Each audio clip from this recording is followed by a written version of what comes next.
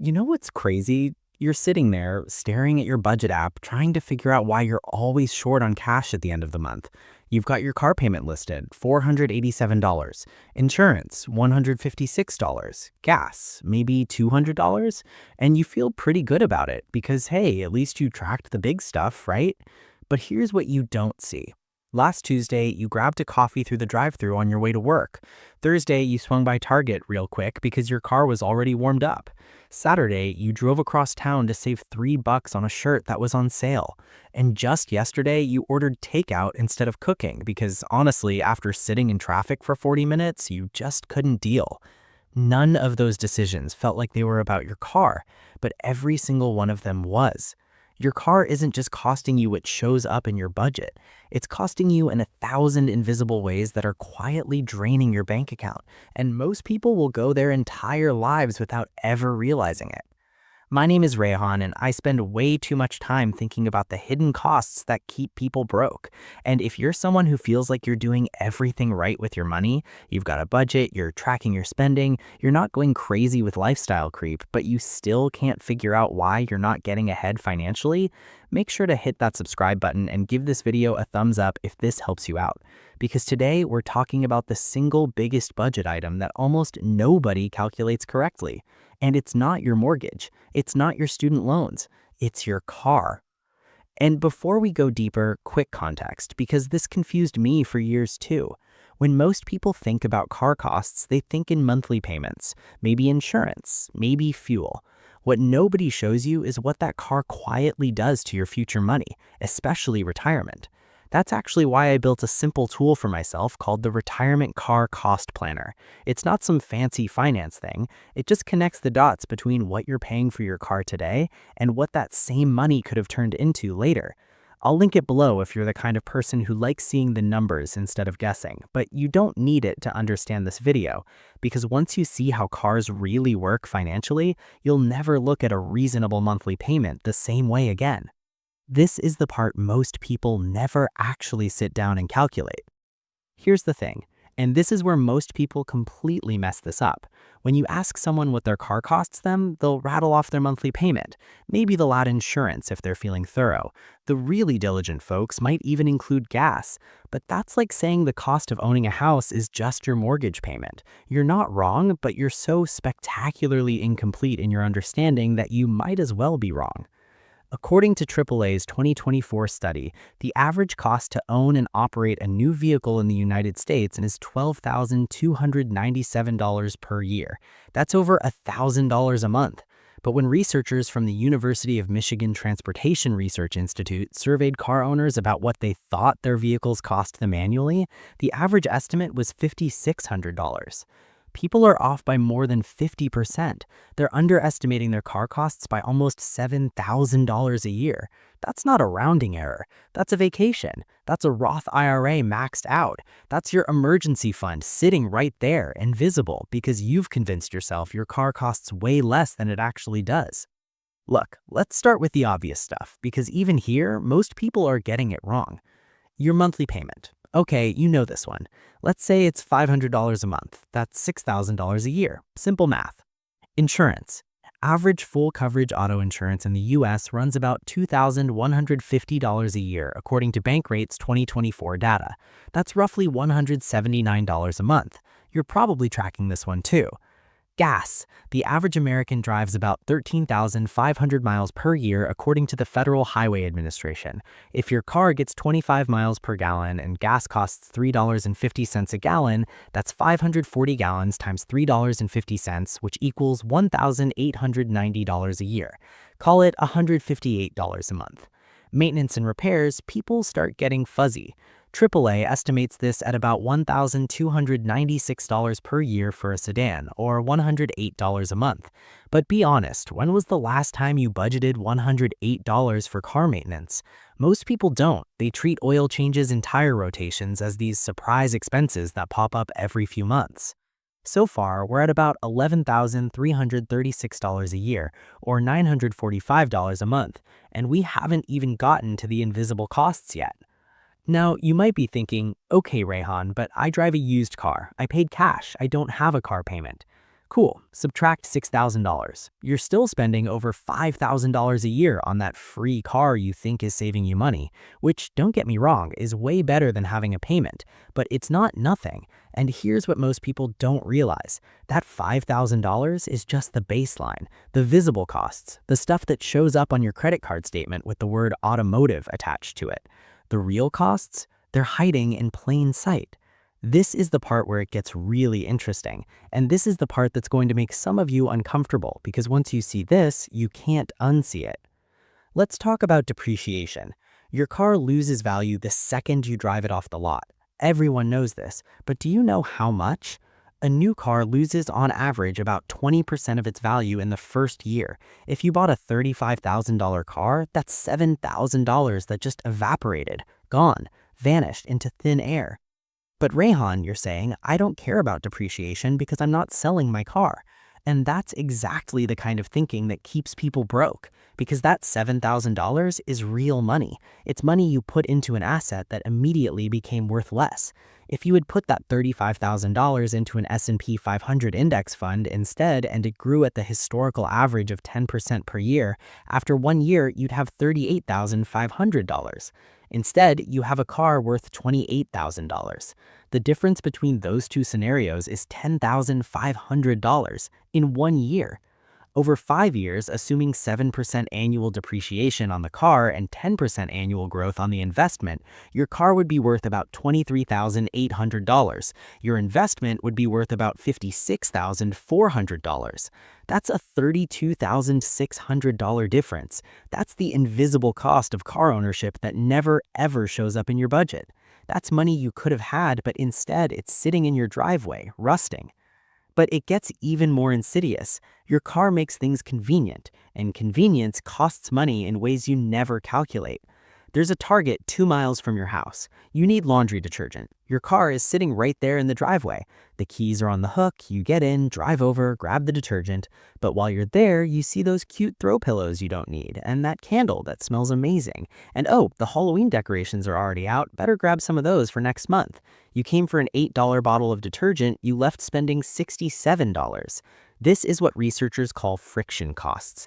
A 2019 study published in the Journal of Consumer Research found that people with cars spend on average 37% more on discretionary purchases than people without cars, specifically because the reduced friction of getting to stores makes impulse shopping dramatically easier. 37%. If you spend $1,000 a month on discretionary purchases, and most middle-class Americans spend way more than that, that's an extra $370 a month you're spending specifically because you own a car. That's $4,440 a year.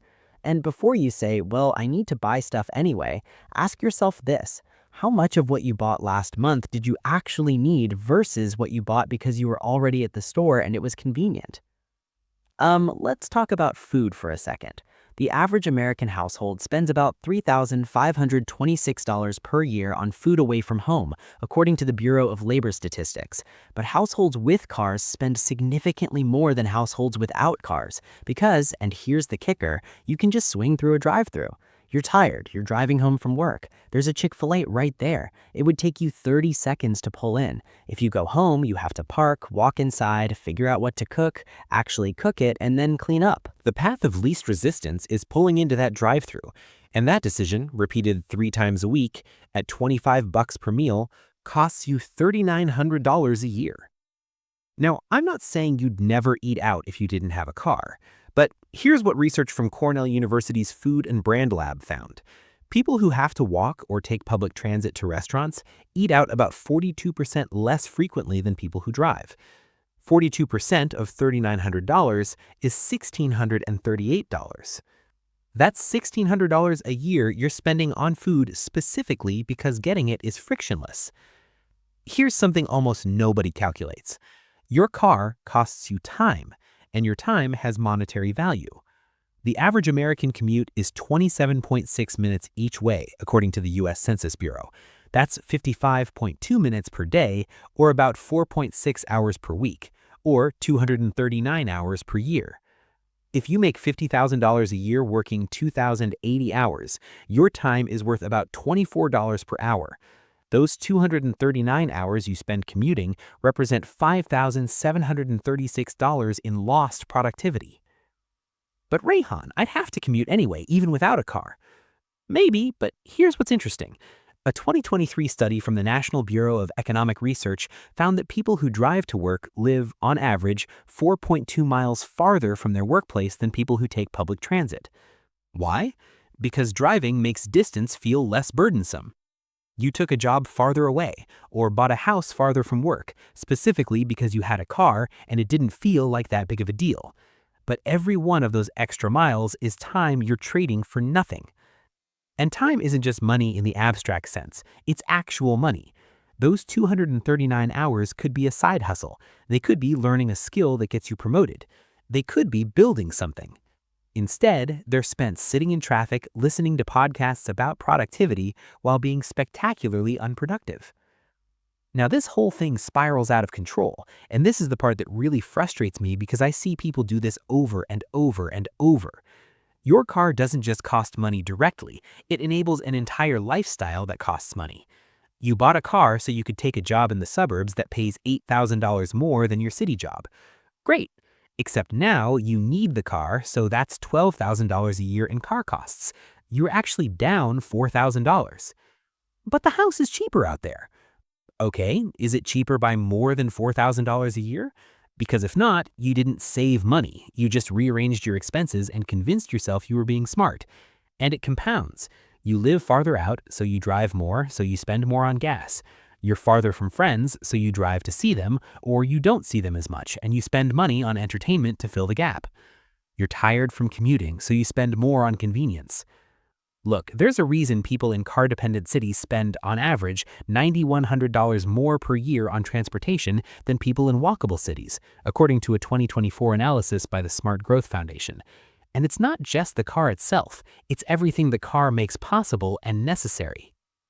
Let's figure out what your car actually costs. For example, direct costs. Car payment, $6,000 a year. Insurance, $2,150 a year.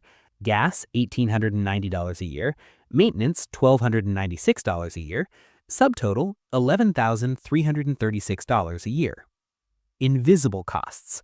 Depreciation or opportunity cost, $7,000 a year. Conservative estimate for first few years. Convenience tax, extra discretionary spending, $4,440 a year. Drive-through or food tax, $1,638 a year. Time cost, $5,736 a year. Subtotal, $18,814. Total actual cost, $30,150 per year. That's $2,512 per month. Your car, the thing you told yourself costs $500 a month, actually costs you $2,500 a month when you account for everything. That's more than most people's rent. Now, you might be thinking, okay, Rayhan, this is ridiculous. You're counting stuff that isn't really car costs. The time thing? Come on. And look, I get it. Some of these costs feel abstract. But here's the thing. They're only abstract until you eliminate them. There are people who structure their entire lives to minimize or eliminate car dependency. They live in walkable neighborhoods. They bike or take transit. They use car shares for the occasional trip that requires one.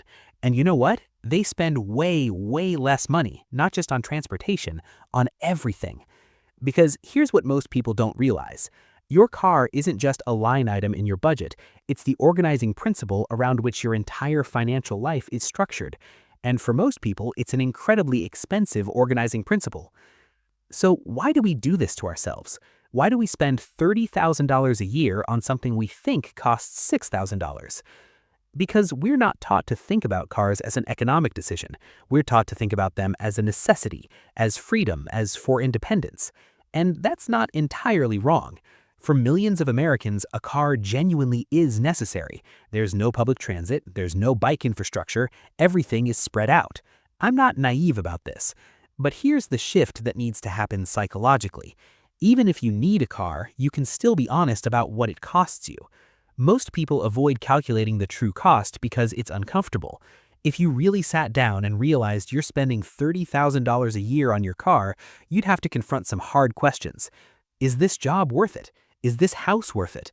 Is this lifestyle worth it? And those are scary questions because the answers might require you to change things you've built your entire life around. But you know what's scarier? Waking up at 55 years old and realizing you spent $750,000 on cars over 25 years when you could have spent $300,000 and invested the difference. That $450,000 difference invested at 8% would be worth over $1.3 million. That's your retirement. That's your financial independence. That's your kids' college fund. That's the vacation home. That's the ability to retire 5 years early. And it's sitting in your driveway, depreciating. All right, so what do you actually do with this information? Step 1. Calculate your real car cost. Sit down this week, literally this week, not someday, and add up everything. Payment, insurance, gas, maintenance, registration, parking, tolls, everything. Get the real number. It's going to be higher than you think. Face it anyway. Step 2. Track your convenience spending.